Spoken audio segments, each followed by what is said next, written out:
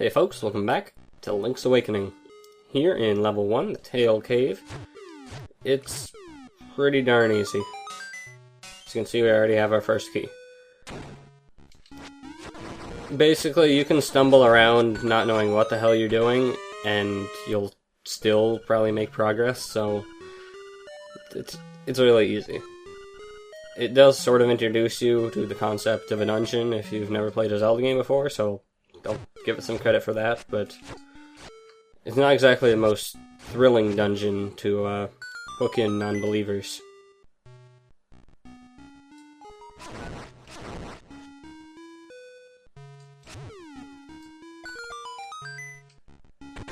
Collect that key.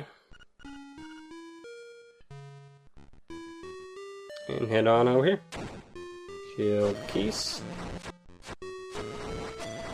Link's Awakening boasts such thrilling puzzles as kill everything in the room, or press a switch, or kill everything in the room so that you can press a switch. Also, you may notice that, hello, there's a cracked wall over there. We don't have bombs, and we can't have bombs at this point in the game, so we'll have to do some backtracking to get whatever's in there.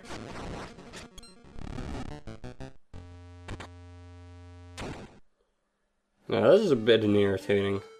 Remember, these guys, if you throw a boomerang at them, they'll turn into a fairy. I think they're called anti-fairies or something. But, alas, we don't have a boomerang, and we won't get one for quite a while.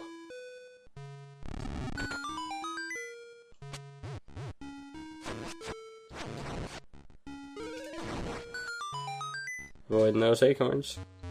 And hello, we have Goombas.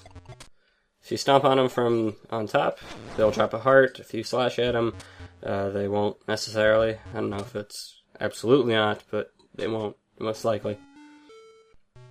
Now, stomping on their head gets a lot easier when you have the power of Rock's Feather.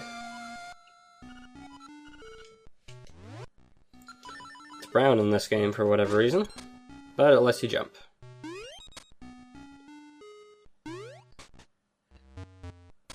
And also lets you bypass these Goombas. And a lot of other enemies. Still one of my favorite upgrades. And it's not Rock's Cape, but it'll do.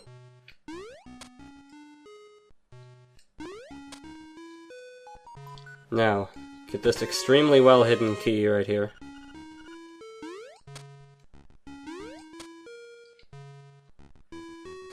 All of these extremely stupid looking keys. And unlock the block.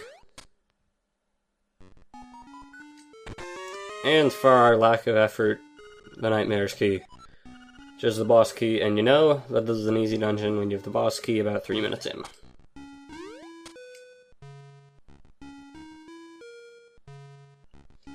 Now I will give one thing to this dungeon. They introduced the annoying jumpy Stalfos really early, and it's really annoying. So there's a point for difficulty. Anyway, these things are not in the Oracle games. If you slash at them, they'll stop on whatever card suit they're on, and if you get them all to end on the same suit, then they'll all die. That's easier said than done. Ooh, ta-da. If you get them to stop on hearts, they'll drop hearts. If you get them to stop on diamonds, they'll drop rupees, and the others don't do anything. Owl's Beak, you plug it into an owl, and yeah, they give you hint. Most of the hints are probably going to be stuff I already know. But there might be like dungeon-specific hints at one point, I don't know.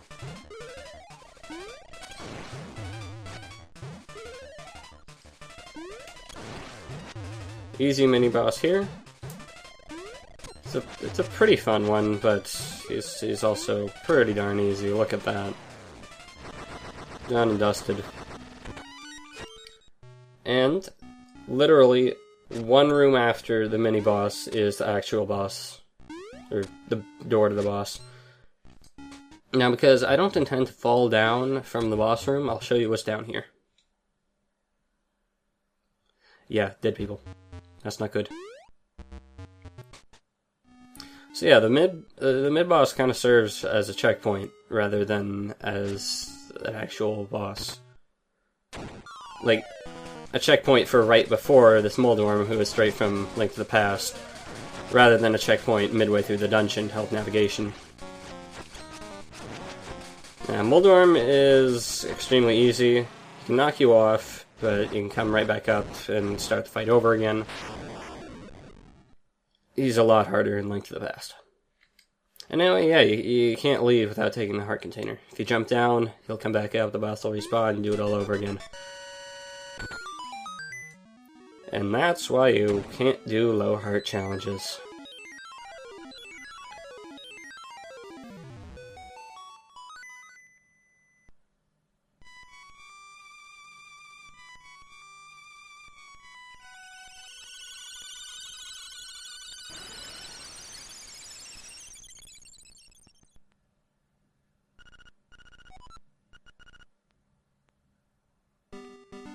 And we are out of there. Nice and easy. And yeah, Owl, welcome back. Hello, we didn't miss you.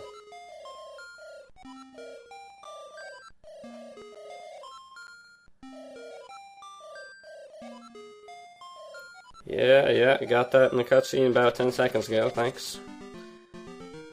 Yeah, maybe at some point he's useful, but he's not. At all. Anywho, heading down to do a thing that I could have done before the dungeon, but didn't really have time. Plus it was kind of out of my way, and now it's even more out of my way now. Go down here into this house, and we can trade our dog food.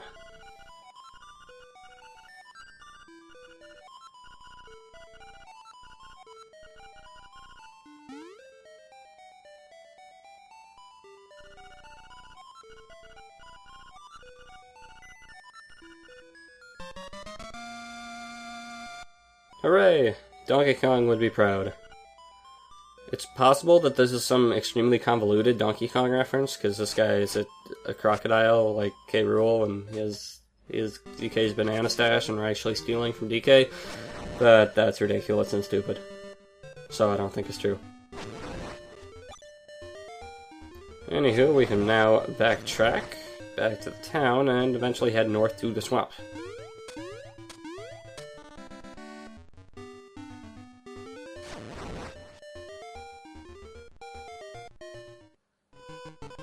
Hey there, little Mario and little Luigi.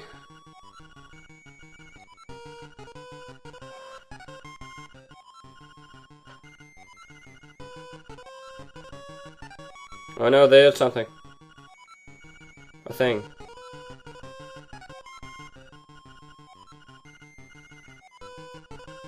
Yeah. So yeah, if we check out BowWow's house, we see that BowWow is no longer on the premises. In fact, BowWow has been chain-chomp-napped. I also like how nobody can say moblins properly. So, we have no idea where the moblin hideout is, but there are only so many places we can go, and I've played this part before, so I know exactly where to go.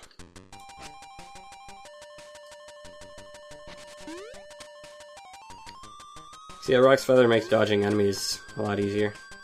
Jump. Void.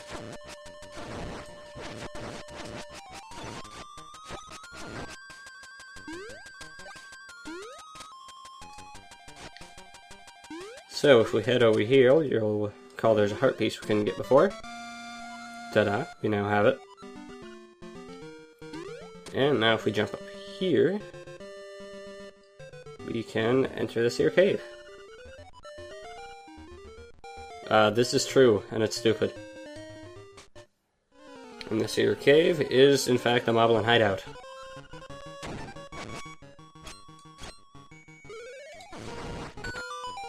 And it's... it's a series of fights, basically. No puzzles or anything. I mean, these guys aren't entirely bright, so I suppose they wouldn't have puzzles.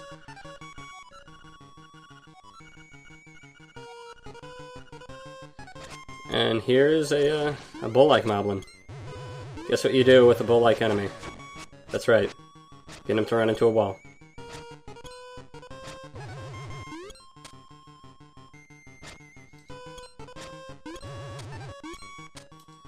Oh yeah, and you can't block him with your sword. Otherwise, it won't work properly.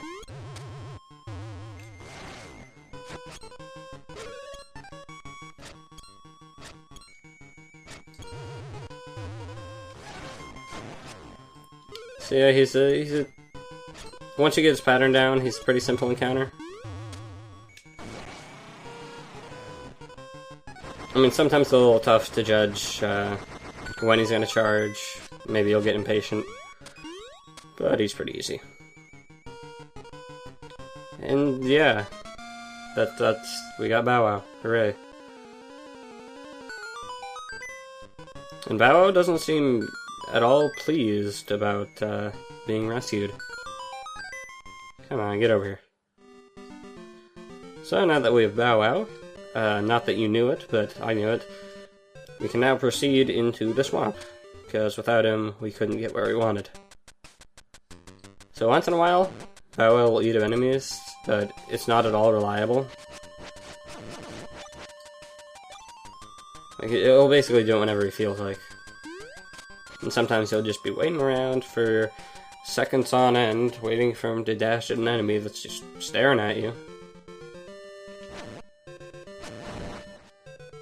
Yeah, it's a nice little bonus, but rarely is it actually useful. I'm gonna have to jump over that.